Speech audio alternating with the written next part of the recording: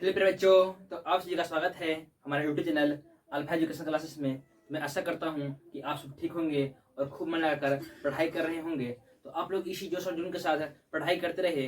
तो आज की इस वीडियो में हम लोग देखने वाले हैं क्लास 10 मैथ चैप्टर 1 यानी कि जो वास्तु संख्या है, नंबर सिस्टम, रियल नंबर, उसके ऑब्जेक्टिव टेस्ट सीरीज। इसके मैंने कि हम लोग क्या बोलते हैं ऑब्जेक्टिव हम लोग टेस्ट ले रहे हैं। इसका हम लोग पार्ट 1 और पार्ट 2 दो वीडियो हम लोग यूट्यूब पर अपलोड कर चुके हैं। ये हमारा रहने वाला है पार्ट 3। कौन सा वीडियो है? पार्ट 3। चलिए आते हैं हम लोग पार्ट 3 में। तो सबसे पहला क्वेश्चन बोल रहा है, पहला क्वेश्चन कि 8 पावर 0 कितना, 8 पावर 0 गुने 2 पावर 0 बराबर कितना होगा। तो लोग ध्यान रखिएगा, किसी भी संख्या के पावर में अगर 0 रहे, क्या रहे, किसी भी संख्या का घात अगर 0 हो तो उसका मान आता है 1। तो क्या बोल रहा है, 8 का पावर 0 किसी भी संख्या पावर हो क्या होगा, 1। अब गुना यहाँ भी है तो 1 है, 1 है काम 1 है, कितना आ गया 1। तो 1 ऑप्शन कहाँ है, ए बी आंसर हो जाएगा आपका सही। क्वेश्चन नंबर 2 बोल रहा है कि यदि ए और बी दो अभाज्य संख्या है। दो में क्या बोल रहा है कि ए और बी यदि दो अभाज्य संख्या है, ए और बी यदि दो अभाज्य संख्या है तो उनका मशा क्या होगा, यानी कि उनका एचसीएफ निकालना है। दो अभाज्य संख्या है, मान लीजिए हम लेते हैं 3 और 5, दोनों का दोनों क्या है, अभाज्य संख्या है। अभाज्य संख्या कहने का मतलब जो एक और स्वयं के अलावा किसी अन्य संख्या से भाग्य न लगे। तो ये बोल रहा है, जिसे हम लोग ले लिए एग्जाम्पल के लिए 3 और 5 क्या है, दो अभाज्य संख्या है। तो हम लोग इसका मशा निकालेंगे तो क्या करेंगे, एचसीएफ। हाँ, एचसीएफ निकालने के लिए क्या करेंगे क्या कि 3 गुने 1 इधर 5 गुने 1, दोनों में कॉमन क्या है 1। इसका एचसीएफ कितना हो जाएगा 1। लेकिन वही होगा अगर बात एलसीएम का, तो लोग क्या कर देंगे 3 गुने 5 यानी कि 15, ऐसा ही निकालते हैं। तो एचसीएफ कितना है 1। उसी तरह ए और बी का लीजिएगा तो क्या कीजिएगा, ए बी ए का कीजिएगा तो 1 गुने ए और 1 गुने बी, कॉमन क्या है 1। तो आपका आंसर क्या हो जाएगा 1। एचसीएफ बोल रहा है ना। हाँ, तो एचसीएफ के लिए आपका आंसर हो जाएगा, दो भाज्य संख्या है तो उनका मशा होगा। तो हाँ, तो एचसीएफ के लिए आपका आंसर हो जाएगा, इसमें से दोनों में से क्या होगा, यहाँ पे क्या हो जाएगा 1। लेकिन वही पूछता अगर लसा, क्या पूछता लसा, यानी कि वही अगर पूछता लसा मतलब एलसीएम, तो हम लोग क्या करते हैं ए और बी में गुना कर देते, क्या जाता है बी आंसर हो जाता है, ए बी आंसर हो जाता है। लेकिन अभी क्या होगा आपका आंसर होगा ए 1। अगर लसा पूछता तो आंसर क्या हो जाता ए बी, लेकिन पूछा क्या है मस, इसलिए आंसर क्या होगा 1। चलिए यहाँ तक कोई प्रॉब्लम नहीं होना चाहिए, बढ़ते हैं आगे। कितने नंबर सवाल, तीसरे नंबर सवाल में। तीसरे नंबर सवाल बोल रहा है, क्या बोल रहा है कि यदि 65 और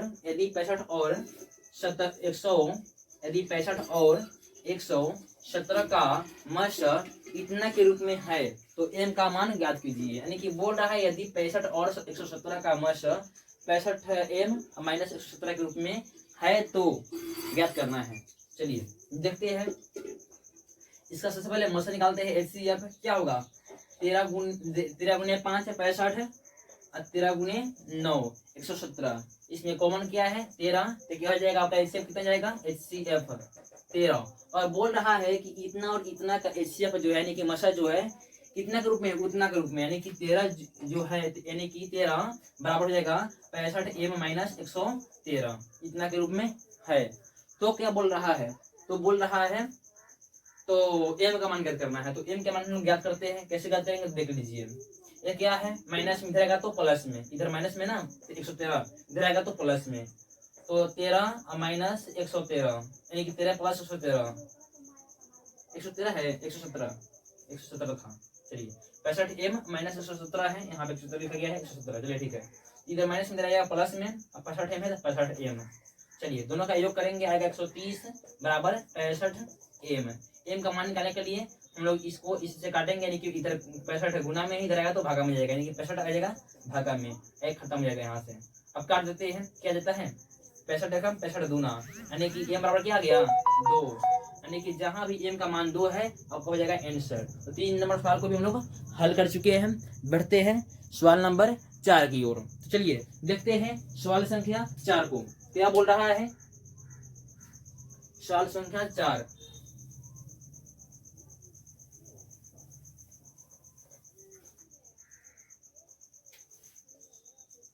सवाल संख्या 2 हो गया, 1 हो गया, 2 हो गया, 3 हो गया। अब 4 को देखते हैं। 4 में बोल रहा है, क्या बोल रहा है कि 2, 10 और 20 के लस्य और मत्स्य का अनुपात होगा। लस्य और मत्स्य का अनुपात ज्ञात करना है, कितना का? 2, 10 और 20 का। चलिए देखते हैं। 2, 10 और 20 का लस्य और मत्स्य का अनुपात ज्ञात करना। चलिए ठीक है, निकालेंगे। सबसे पहले लस्य निकालने के लिए, यानी कि एलसीएम निकालने के लिए क्या करते हैं, इसको तोड़ेंगे। इसका 2 गुने 1 होगा, इसको तोड़ेंगे तो 2 गुने 5 होगा, और इसको तोड़ेंगे तो 2 गुने 5 होगा। हो गया। अब देखिए, इसमें कॉमन लेंगे तो कॉमन हो जाएगा, तो कॉमन लेते हैं। 2, 2, 2, यही कॉमन है। एक इसमें भी है, इसमें भी है, और एक इसमें भी है, तो एक तो कॉमन ले सकते हैं। चलिए, तो 2 और 1 कॉमन हो जाएगा, तो क्या हो गया? 2 1 कम 2, यानी कि एचसीएफ कितना गया, यानी कि मसा कितना गया? 1, 2, 2 1 कम 2। लेकिन एलसीएम निकालेंगे तो क्या करेंगे हम लोग? एलसीएम में लिखेंगे एलसीएम, यानी कि लसा में 2 तो रहेगा, 2 सबका कॉमन है, तो 2 ले लिए हैं। बचा क्या? 2 के अलावा 5। तो देखिए 5 इसमें दोनों में मिलेंगे, यहाँ पे 5, यहाँ भी 5 कॉमन हो गया, दोनों में से एक ही लेंगे। बचा क्या आपका? केवल 2 बच गया, तो 2 लिख देंगे। चलिए, 2 बचे 10 दूना 20, कितना हो गया? 20। अब एचसीएफ और एलसीएम का क्या पूछा था? अनुपात। तो देखिए, एचसीएफ और एलसीएम ना, हाँ, लसा और मसा, यानी कि एलसीएम और एचसीएफ, यानी कि पहले इसका बाद में इसका। तो लसा कितना है? 20, और मसा कितना है? 2।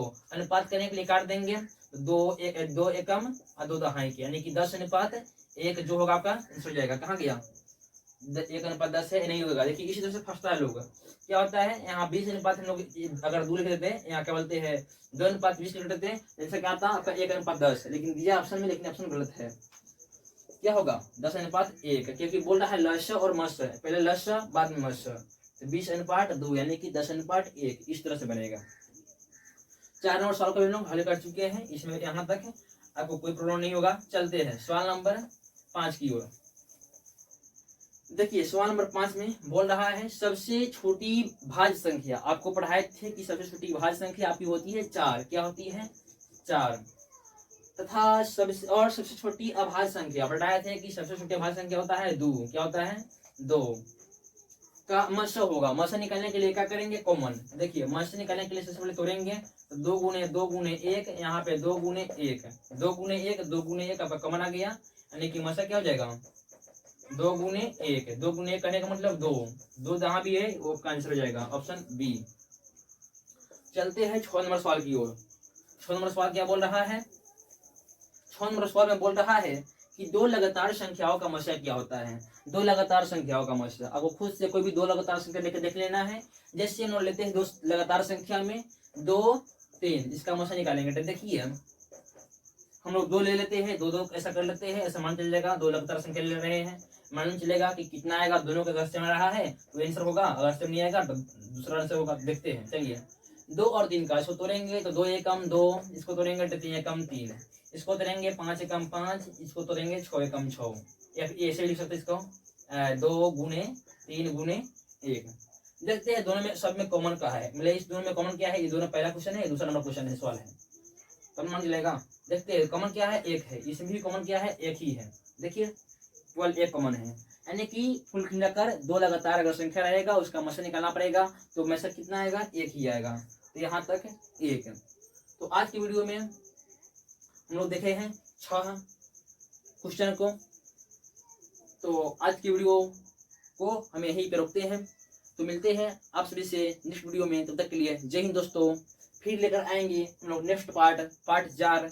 ये आपका पार्ट 3 था। तो मिलते हैं नेक्स्ट वीडियो में, तब तक के लिए जय हिंद दोस्तों।